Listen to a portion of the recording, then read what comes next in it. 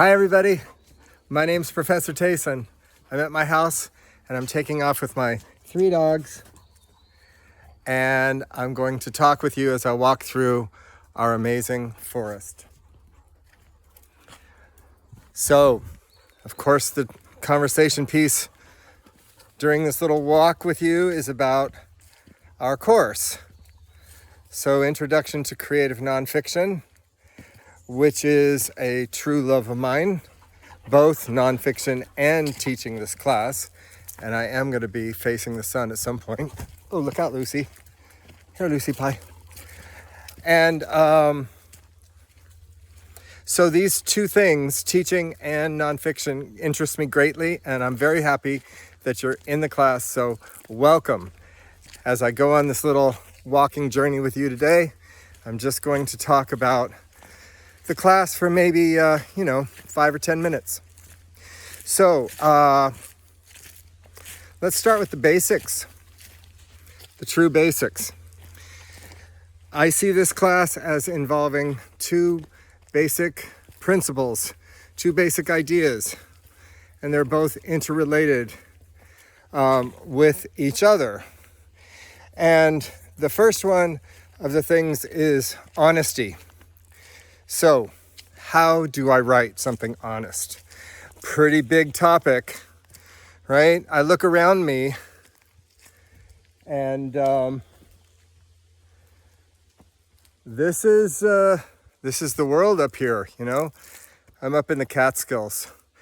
This is the world, and there's no BSing up here, you know? There's bears and there's porcupines that can hurt my dogs. Both of them can hurt my dogs. There's foxes, there's beavers, there's an infinite number of birds, it seems. And there is no way around the idea that honesty up here has to do with what is the reality presenting me at the moment. In a nonfiction course, honesty is what has my life given me such that I'd like to write about that topic, and how am I going to do that? So from the start, let's not BS anything. If it's not true in my nonfiction, I probably don't want to be saying it. Or I want to be taking a fiction class, which is entirely fine with me that we invent in fiction. In nonfiction, however, we refrain from invention. We're using some of the techniques of fiction, so let's say character development, or plot development, or an arc of development that moves from some kind of exposition into some kind of climax after a conflict. And then there's a resolution at the end, or a denouement, as they call them in fiction. So I can utilize some of the techniques, but underneath it, I'm writing something very different because I have to be able to prove it. And so honesty is crucial in what I'm doing in nonfiction. Oh, by the way, I should take these off, huh?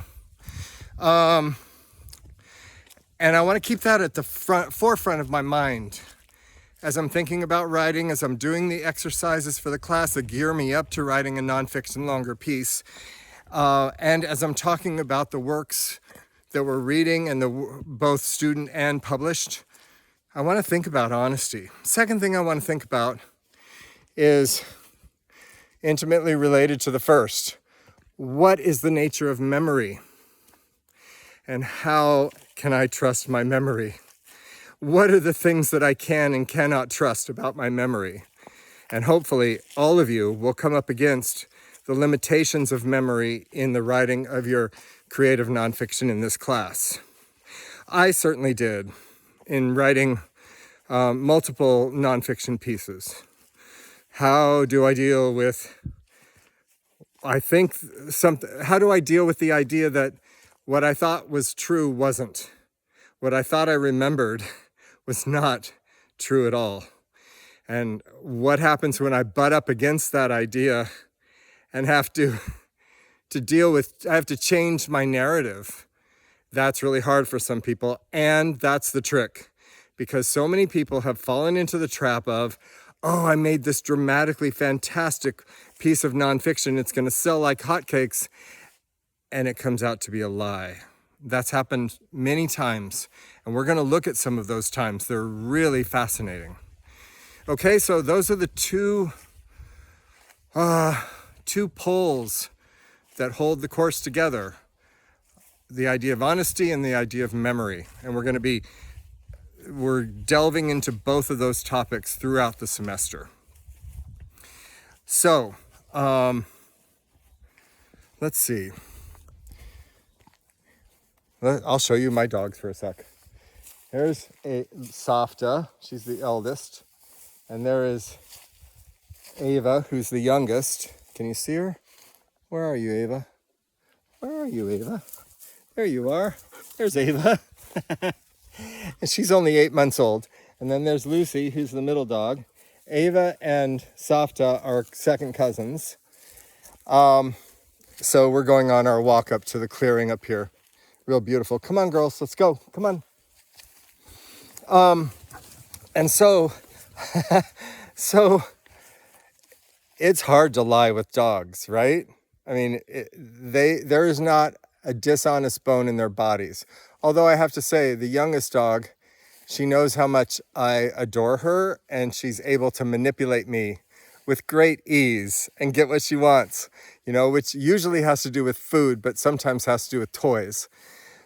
So they keep me honest, Let me talk about the text for a second, and then I'm going to talk about why I'm qualified to teach the class.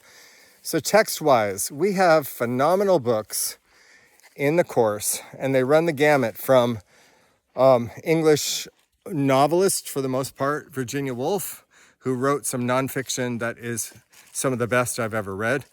Lillian Hellman, who will be our earliest problematic writer in that she appropriated someone else's story and said it was her own, and made a bestseller out of that lie. She's also one of the very best writers I've ever read. So I have a lot of contradiction in that for me, in that I love her writing and I can't stand that she lied. And they made a movie out of her lie too, which was one of my favorite movies. It's called Julia, starring Vanessa Redgrave and Jane Fonda. I think it's 1977. And so other works that we're reading, Punch Me Up to the Gods by Brian Broom. Amazing writer. It's his first nonfiction work. Fantastic. It always takes my breath away reading this book. And we're reading Night of the Gun by David Carr, which is a tough read. Not because it's long, although it is, but because of its subject matter, which has a lot to do with drug addiction. And let's see what else. Vivian Gornick's book, Situation in the Story, is the bedrock of everything we're reading and everything we're doing in the class. And so that's the first thing to buy. Situation in the Story, The Art of Personal Narrative by Vivian Gornick. And let's see. Oh yeah, The Year of Magical Thinking, Joan Didion. Why these books? I'll tell you exactly why. All of them grapple with memory.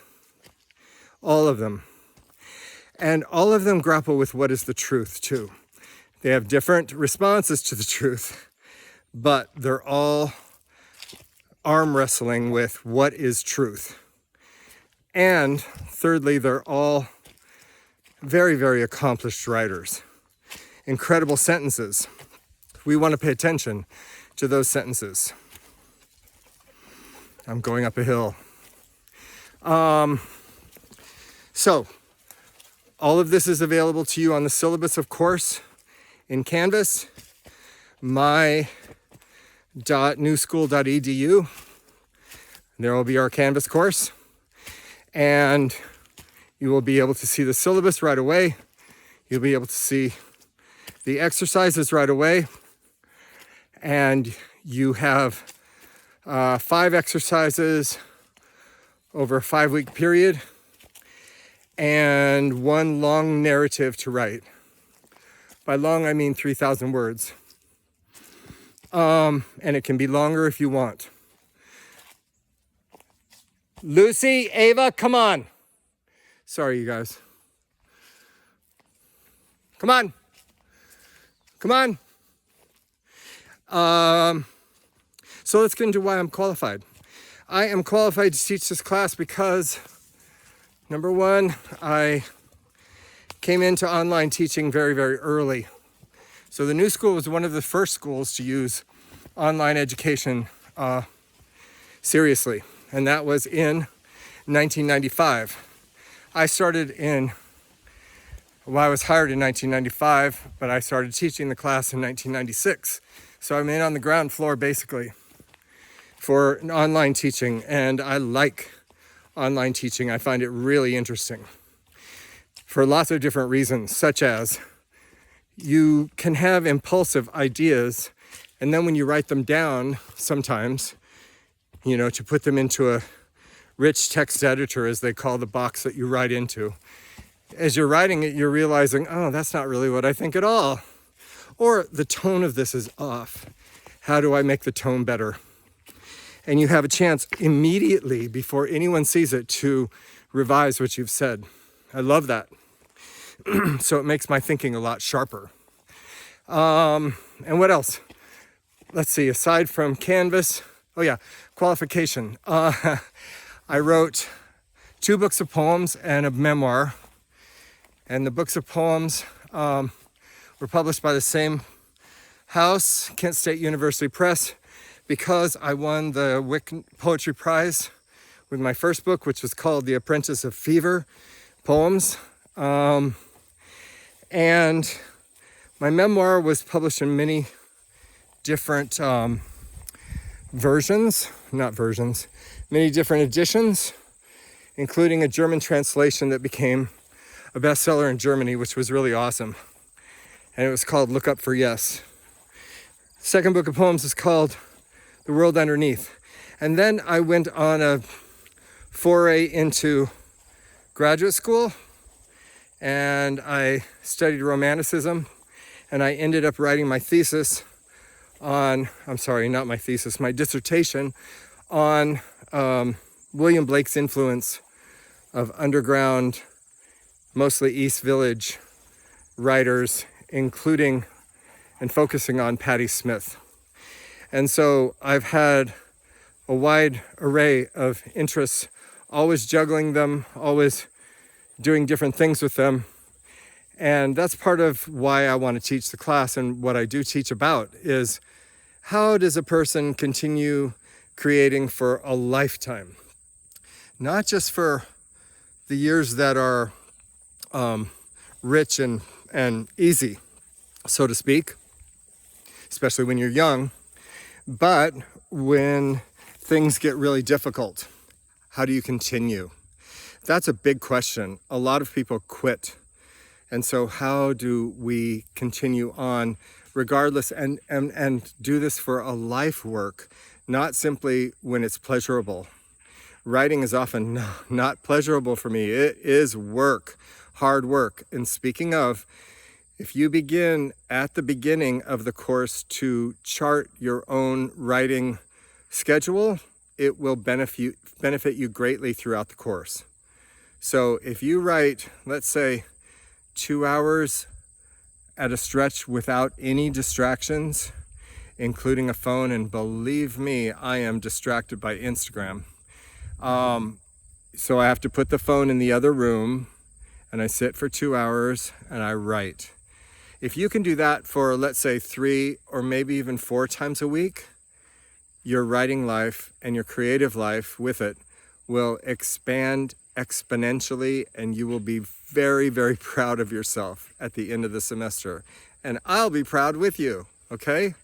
So, what else? So I have an MA from New York University and a PhD from the Graduate Center. CUNY, and a bachelor's degree in creative writing and English and dance, of all things, from Colorado State University. And I guess putting all those together makes me some kind of a expert of some sort, which I really question. And maybe I shouldn't question, but I do. Because writing is very, very difficult to teach. You can't really teach it if the students aren't doing the writing.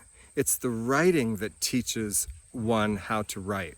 It's not a teacher, although a teacher can move the writer forward, can suggest things, and believe in the student, which happened to me with some of my teachers, and they really literally changed my life. And also teachers can be intuitively engaged in the writing to the degree that they're able to point things out that the writer hadn't seen. That's worth its weight in gold.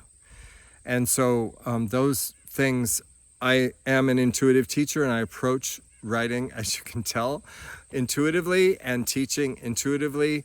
I do things like make a video when I'm on a walk, which probably you haven't seen before in your other classes, but that's what's happening.